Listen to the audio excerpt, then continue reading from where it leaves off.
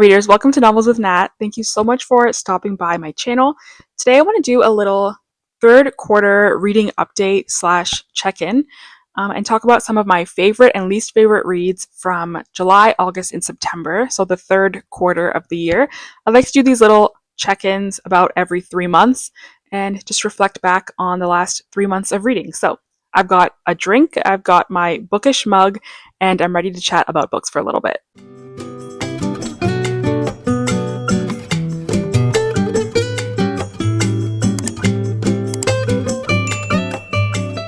Alright, so I have got my computer open here because I think we have to start off with a little bit of stats just to recap.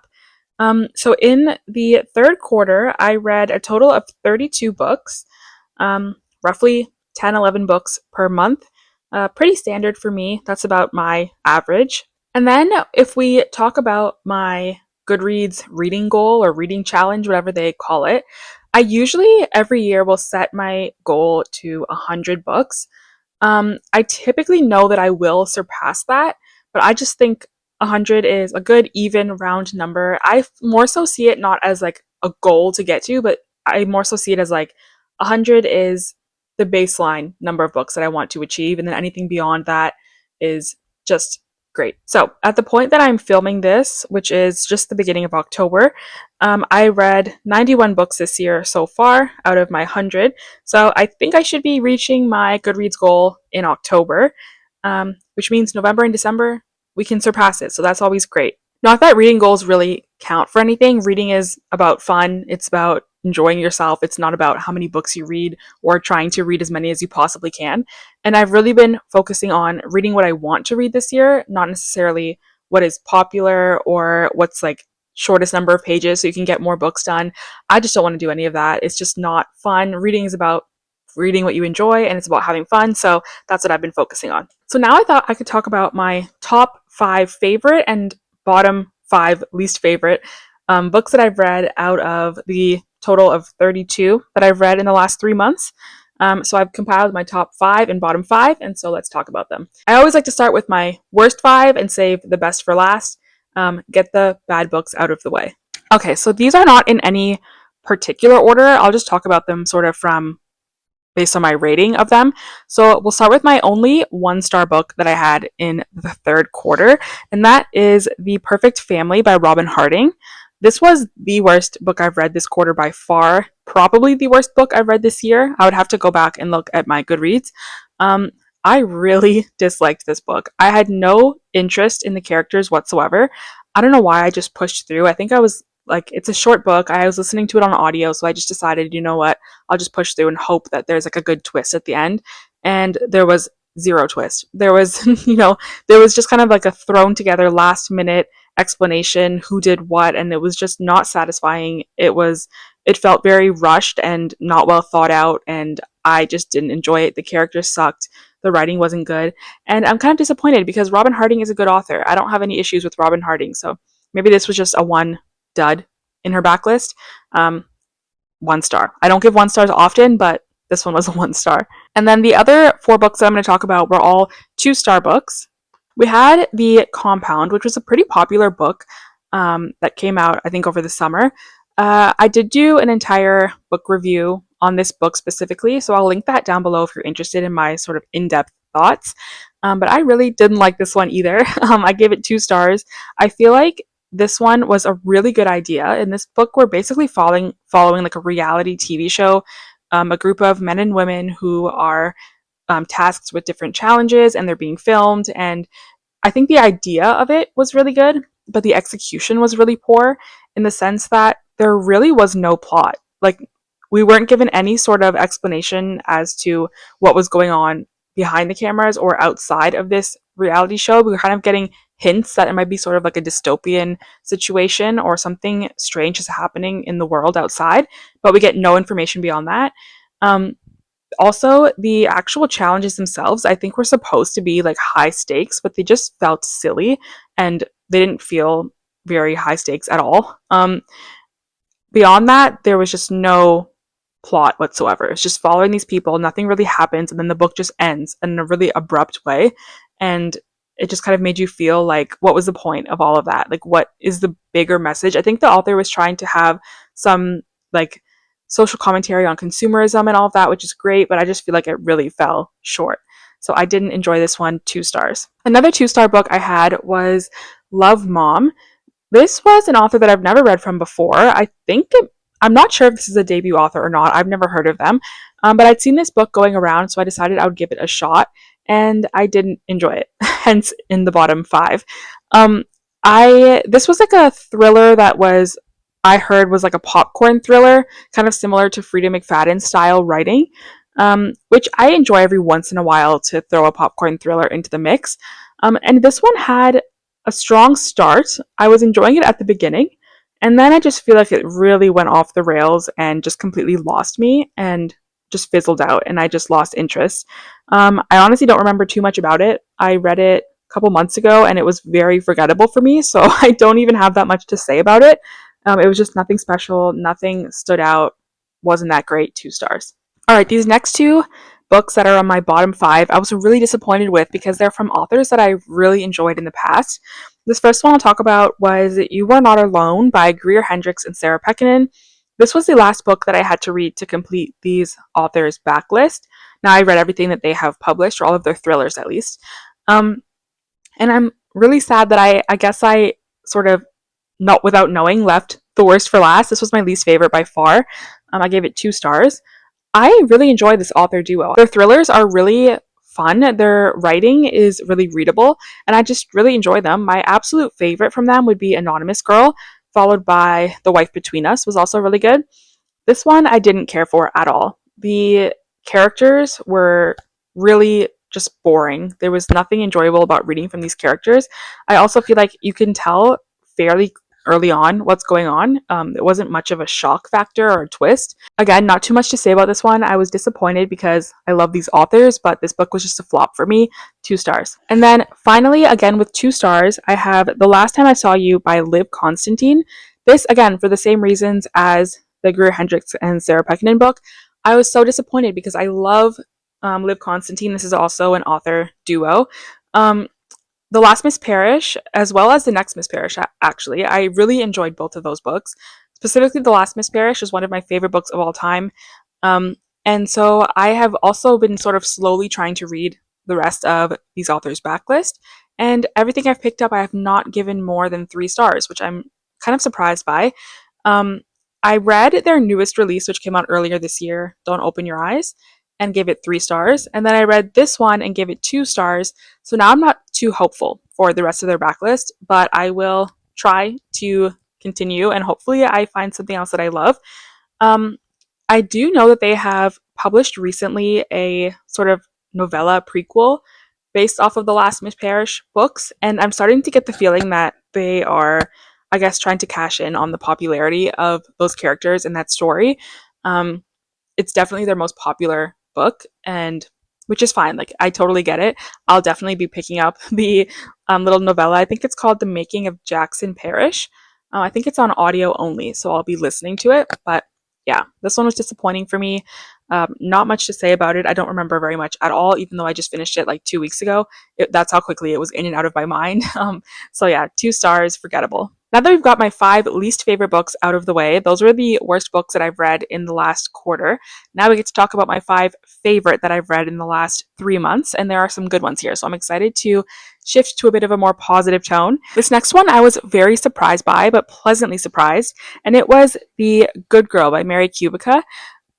I have read, I think, all but one of Mary Kubica's backlist, and I've enjoyed most of them. I really enjoy this author, but my absolute favorite was Local Woman Missing. I love that book, and everything that I had read from her since then was enjoyable, but not at that level.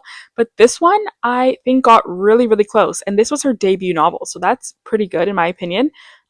This one I gave 4.5 stars, and I really enjoyed it. It's kind of like an abduction story, and there's a really good twist in this book that I didn't see coming and I thought was really well done. I think the entire time I was reading this book, I was sort of leaning towards a 4 star, but then that twist at the end was really good, and so I ended up bumping it up to a 4.5.